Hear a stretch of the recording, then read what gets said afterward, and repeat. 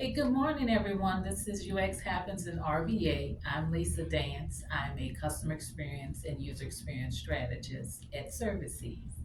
So, what is UX Happens in RBA? On this show, we take real life stories of customer experiences and offer actual insights for businesses on ways that they can improve customer experiences because oftentimes there's hidden friction that they aren't aware of. And when that happens, customers leave and you lose revenue. And don't want that to happen. So on today's show, Mike, we're going to be talking about something. Maybe you've had this experience before, where you're interacting with a business and they tell you, uh, "Our system doesn't let us do that." Yes. Okay. But before we get to that, Yes. I got a story. Okay. All right. Love a So story. I ordered something from Amazon, like I knew what I was doing, Uh-huh. and it came, and I realized it wasn't right. Okay. So now I'm seeing, because I've taken enough packages back from my wife, that it's pretty easy. I mean, really easy to send it back and get a refund. Right. So I said, hey, I want to return this. It's like they went over and beyond to make sure that it wasn't their fault. Okay. Did we get something wrong? And they're forcing me to answer these questions. In the end, it was just like, no, this was straight up user error. Okay. So, and I think back to how easy it is, and they tell me, take a picture of this right here, this QR code, go into the store, and when you're in the store, the interaction with the clerk can't be any longer than 35 seconds. Okay. And so that's when you see the system work. And when it works, and it's great. But then when it doesn't work, we're talking to Lisa about this experience wasn't good. Right. The sad part about it is we kind of got a good number of those. Yeah. It wasn't great. Yeah. Yeah, unfortunately, not. And so, on the show, try to bring like these real life stories so we can have examples. So, businesses can, if they're not seeing it from, it's hard for them to see in their business these types of things. But if you get another example, then maybe you see how it relates to you and areas of improvement. Because we always had the conversation, which is you tell people what you do. The person looks at you like I did, like, I don't know what you did. No, not here, not in my house, not in my watch, Right. because they don't understand it. Then when you make it, you say, okay, this is a real life, and all of a sudden the light bulb goes on. Definitely, definitely.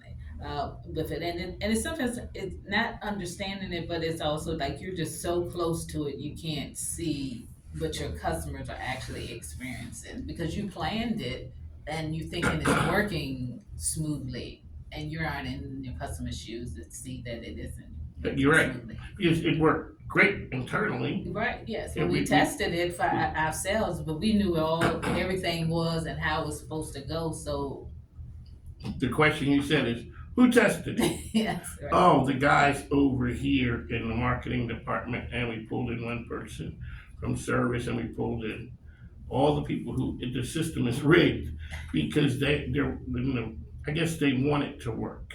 They want to work, and then they have insider knowledge. They know when they say, "Come and test," we have this new product or feature, then they know where it is because they already know what the product and the feature is and what they should be expecting. So now, Lisa, we get to the age-old question or answer. Our system won't let us do that. It's I just, mean, the system. yeah, I need to speak to someone else, but you can speak to someone else. but our system won't let do that. So, as a customer, how do you feel when that happens? I don't like that. You keep demanding to speak to your boss, your supervisor, till you get to that one person who says, I don't get reached, or either they just hang up on you, which is the ultimate. Right, definitely. Yes, because then you either live with it or you have to start all over the process. Uh, uh, Trying to figure out how to make this work. Well, I had a situation Oh no. here just yesterday. I was ordering something from a large retailer that has stores here, and I like them a lot. It's a store I shop at a lot. and I had a gift card, Mm-mm. and I put the gift card in, and I'm at checkout, and it says that the amount for my order had been applied from the gift card, and then when I went to submit, it said it had a message at the top that said that I needed to complete the required form fields. Well, I didn't see the look down the page, and I'm like, well, what form fields? The only ones I saw were your name and your credit card number. And I'm like, well, why would I need my credit card number? You've taken my gift card and you said it applied, right? So why would I need my credit card number? But those were the only two fields on the form but they weren't highlighted or saying this is the particular field. So I'm just guessing this was the problem. So I called customer service, and they said that their system won't that you have to have a credit card when you use your gift card.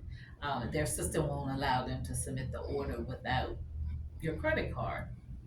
Well, that didn't make any sense to me because that defeats the purpose of a gift card, right? Right.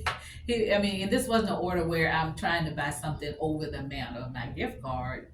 It was within the amount, and they said that it applied to it, and so it just didn't make any sense. So I talked with them, and so then I said, "Are you actually telling me that's your policy that you have to have a credit card if you use a gift card?" Because I looked online as they're saying this, and that's not what they say about their payment options.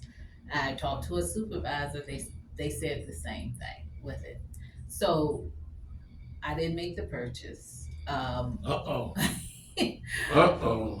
Our relationship is kind of tenuous now with it because that doesn't make any sense, right? Did you have the frustration buzzer? Burn. I forgot my button this time, so burn with it because it doesn't make sense. And you have employees who are you're having them have to tell customers things that don't necessarily make sense. You know what I mean? With it. Now, it's one thing if that's their policy that they've decided that if you have a gift card, you also have a credit card. Which again, I think that defeats the whole purpose of having a gift card, right? Yes, Because it does. people give gift cards as gifts, So you don't need to. so right, so with it, but you don't even have that on your website that's required, right? So this is coming out of nowhere with it.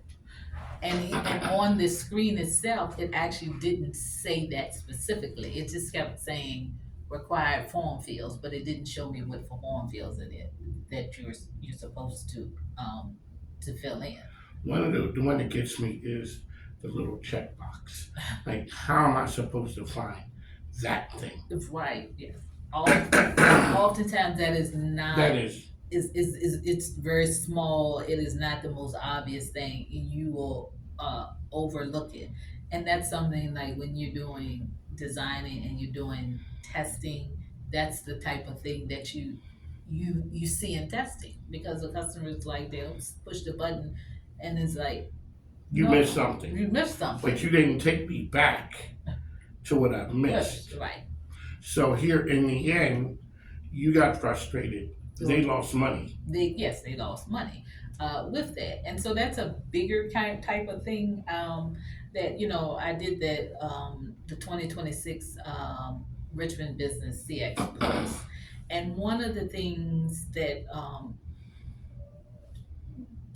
several business owners um, shared was that a lot of their systems don't talk to each other, right? No, Right. shocking. And right, and these are like small to mid-sized businesses, but a lot of their systems aren't talking to each other, and so they do have these limitations where the system can't do something, and so that's a very real challenge with it, and I'm not an expert in like system integrations and things like that, but what I can do help you is identify if this is a problem that's actually costing you customers, right?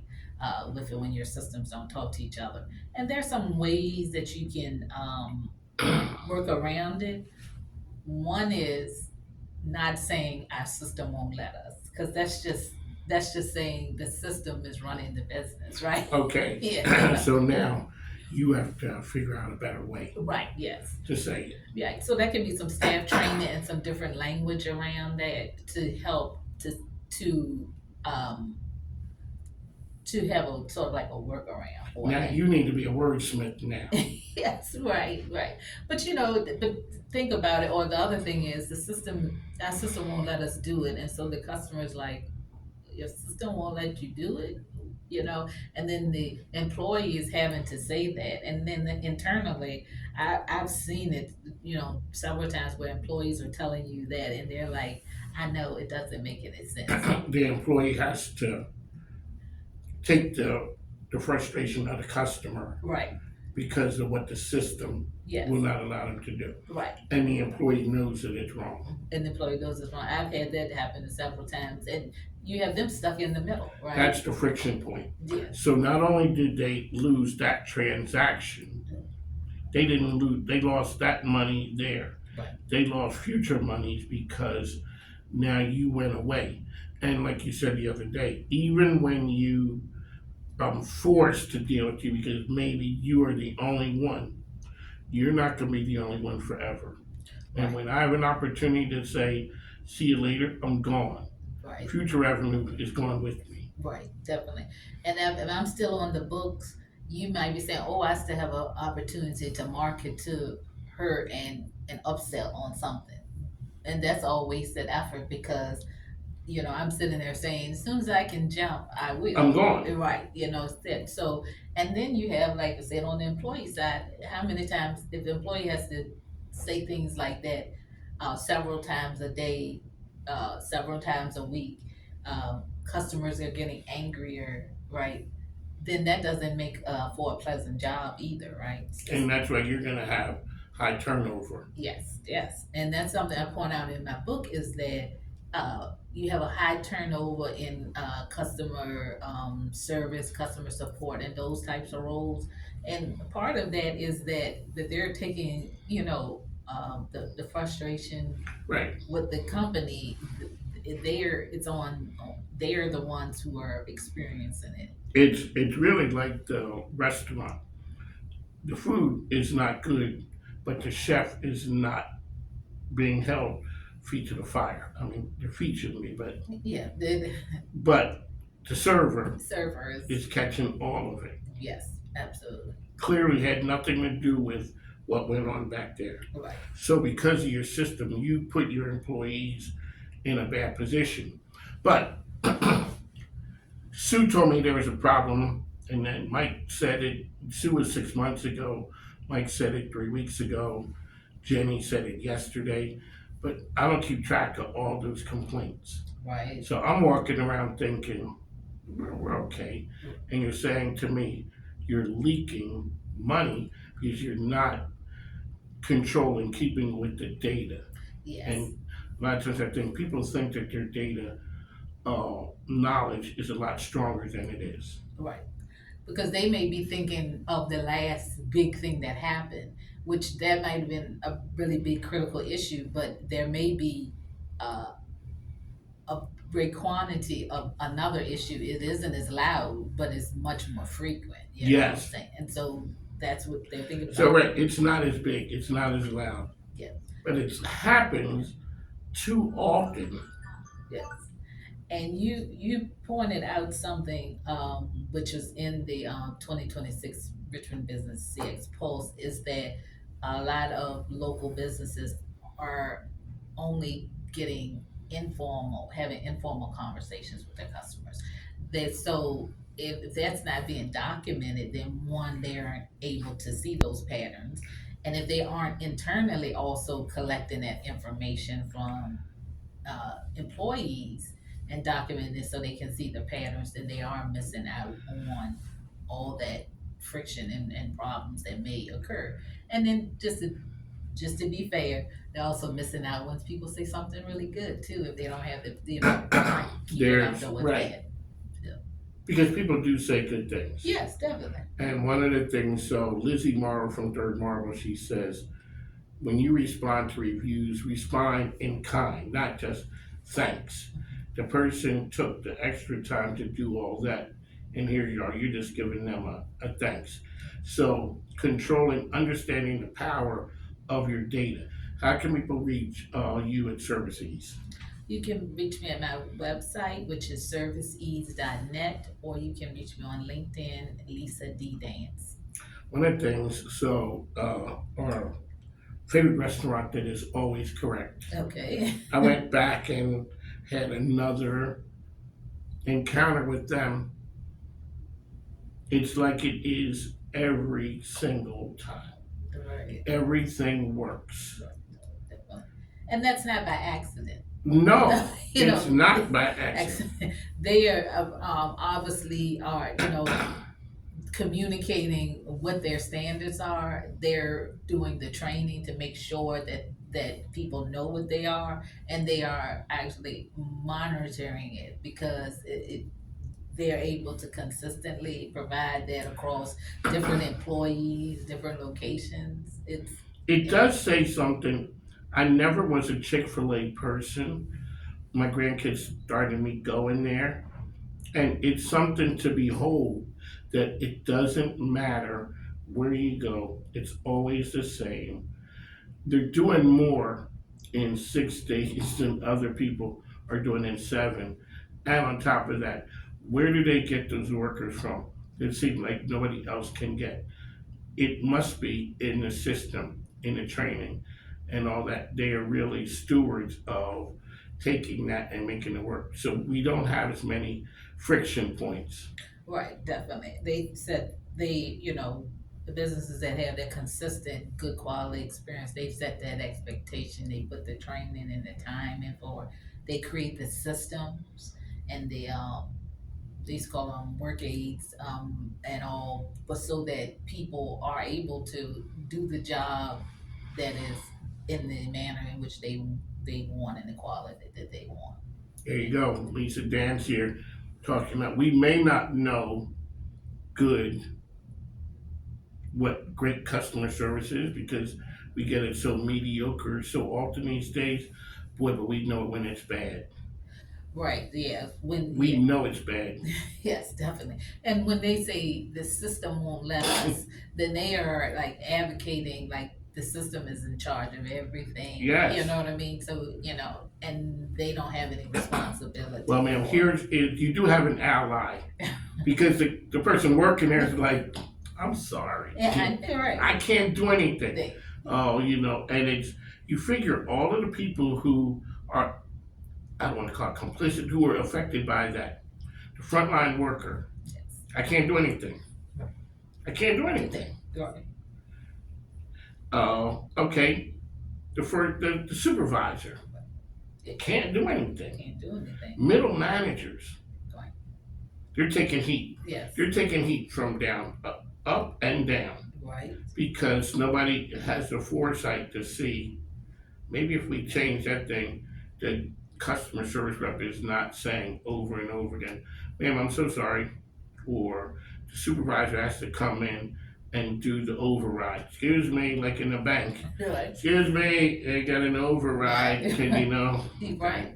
Absolutely. And think about that with these larger organizations as well, is that frontline worker can't communicate with, or they don't have a good feedback loop for the departments who actually control these types Oh, of definitely things. not. And so it never surfaces to the level of the people who actually can do something about it. Instead, they're planning another feature to add on to this, compounding what's already It's a already bad, problem. and now all of a sudden we're figuring out a way because we got to make it work. Work, right. We came up with a workaround Yeah. that caused more problems down the road, but it made my life easier. Right. So Lisa Dance, the UX expert, here with us. Ma'am, how can people reach you? You can reach me at serviceease.net or on LinkedIn at Lisa D. Dance. And I had other thing I wanted to share with Aren't you you. gonna have a book signing thing? I already had the book signing event, but I'm having a workshop the end of this month on the 24th. It's going to be No, from, ma'am, not this month. sorry. Ladies and gentlemen, Yes, we're talking, just disregard that. There's no friction point here. It is June 24th. June 24th. 24th, yeah, just we're clear. Yes, sorry about that. June 24th, I'm having a workshop with local business owners, and we're going to dig into some of the insights from the Richmond Business CX Pulse. But then we're also going to help identify some of your friction points and prioritize action on correcting them. So it's going to be